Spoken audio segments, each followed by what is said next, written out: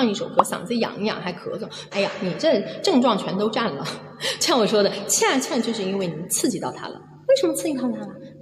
没有正确的运用你的声带，你是在碾压，你刺激到它了，所以咳嗽了啊！我们人体的一个保护机制，我们身体的一个保护机制，你就咳嗽，刺激到它了。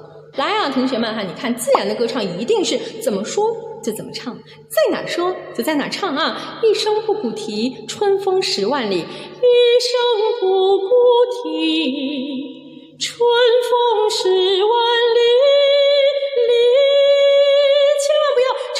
10万里，怎么样了？把这个字我推出去了。春风10万里，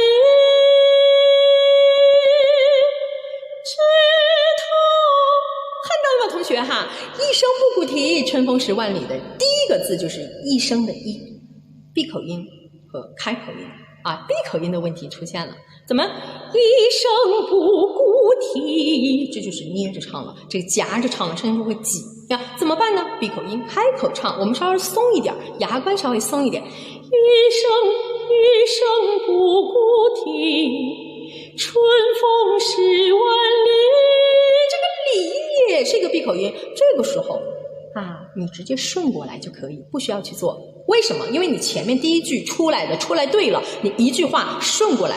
拖着用我们的气息顺过来就好了。同学们，你看啊，一声不鼓啼，春风10万里，10万里，就在万那个字的那个空当那儿直接贴上那个10万里，枝头桃花红，陌上杨柳绿，陌上杨柳绿。你看我那个为什么绿都是自然的？陌上杨柳绿，这方采播种，那边有开梨。来，这个开梨有多少同学这一块在演唱的过程当中出问题的？咱们在公屏上回答一下，单老师。